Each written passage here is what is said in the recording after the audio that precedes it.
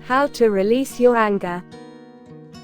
Knowing just how to let go of rage and bitterness might be difficult. Even though common wisdom would encourage you to forgive and let go right away, it's unlikely that you can turn your anger off like a faucet.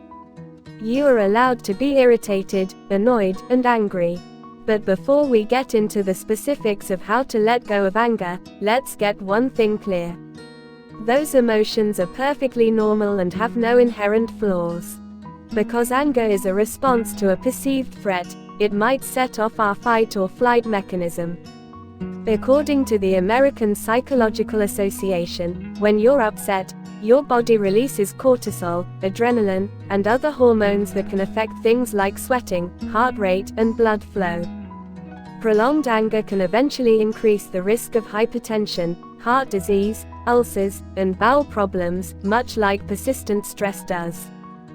Thus, while anger that is controlled can be a potent motivator for action, activism, anger that is out of control can be harmful to your health.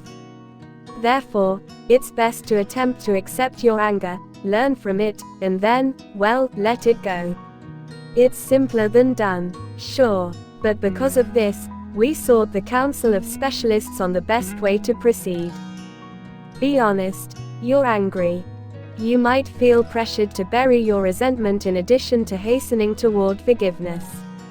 This propensity may be brought on by cultural messages that anger is inappropriate, especially for women and other marginalized groups, or it may be a result of your own beliefs and experiences. Ignoring your anger, or any other emotion, regardless of the cause, is not a good choice. Although we don't advise starting a fight, it's acceptable to be angry. It can be challenging to acknowledge your anger, though. Think about how you may respond to a buddy who is upset if you are someone who rushes to forgive, or seeks to see life from every angle. It's possible that the empathy and comprehension you'd show them will be exactly what you need to give to yourself. Take a minute to express your anger out loud if you tend to bury your feelings. Don't try to explain it away or deny that it exists. Say the phrase aloud and you will understand that the world is still standing. It's acceptable to be angry. Describe your anger in writing. When you become aware of your anger, write your feelings and thoughts down. In addition to being fantastic, just let it all out on paper for a moment. As Self previously noted, expressing your emotions also enables you to control them. The American Psychological Association states that logic and reason frequently weaken in the presence of anger. Writing your ideas down enables you to examine the degree to which your anger is grounded in fact. You can begin by providing an explanation for my current rage. Consider yourself a fly on the wall and observe the situation. Writing in a journal about your experience is beneficial, but it could lead you to brood a little.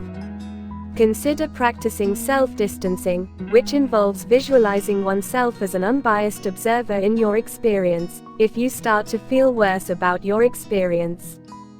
The question of whether self-distancing could lessen aggressive conduct and self-deprecating thoughts among collegiate athletes was investigated in a 2021 study that appeared in Frontiers in Psychology.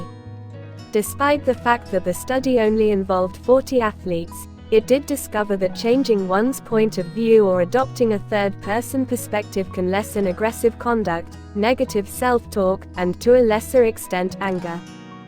Try to identify your triggers right now. Random recollections, ideas, and feelings may surface when you choose to investigate your wrath. Some of such ideas might involve shaming and foul language, no judgment. However, there may also be important information hidden below the surface.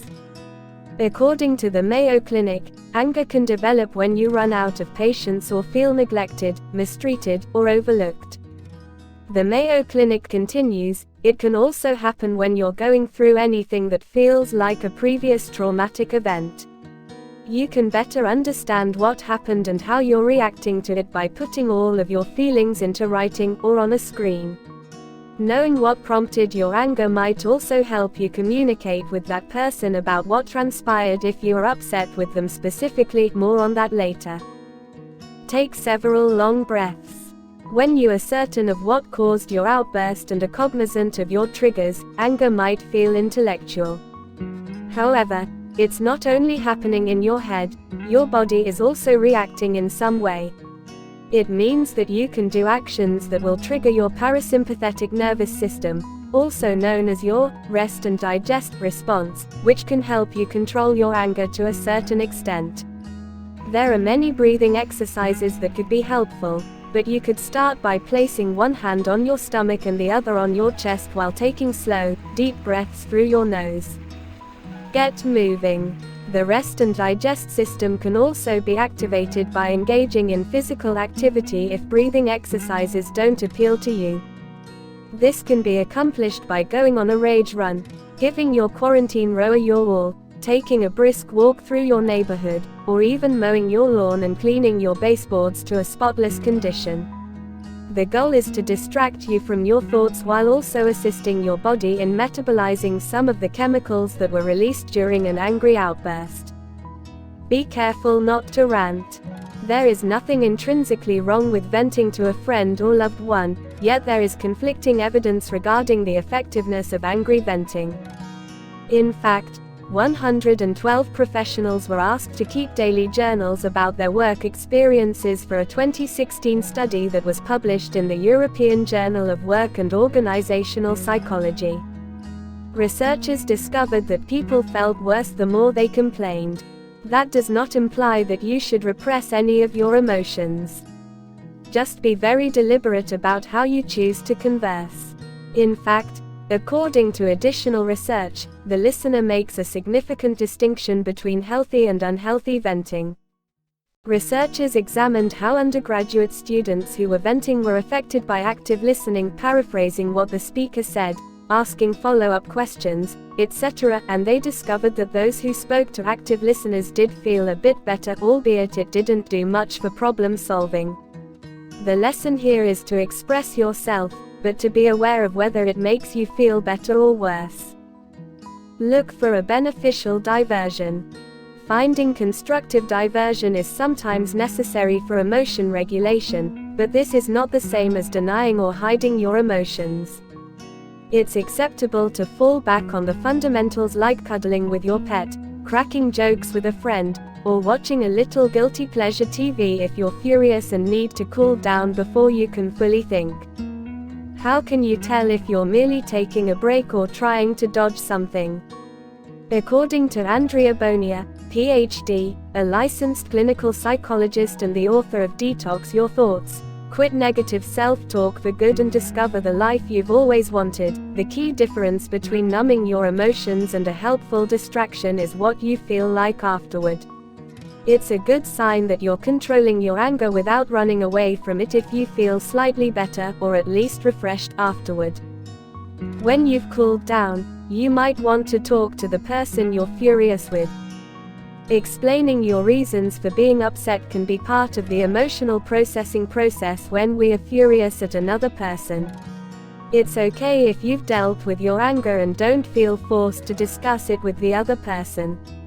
And it's preferable to wait till things have calmed down if you're angry and ready to fight. However, you are permitted to approach the person you are upset with and express your anger if and when you feel prepared. If the anger doesn't go away, think about talking to a specialist. The APA advocates asking yourself, is my anger working for me? Before deciding whether or not you want to get help for managing this emotion. You may not require professional assistance if you are able to control your anger and extract its valuable lessons. It may be time to work with a therapist to help you figure out how to move forward if your anger has a negative impact on your relationships or well-being. It's acceptable to talk through your worries and seek comfort from your provider or online support groups even if your anger isn't bothering you. We've all experienced anger, as we've already mentioned, but you want to be careful that it doesn't rob you of all of your joy.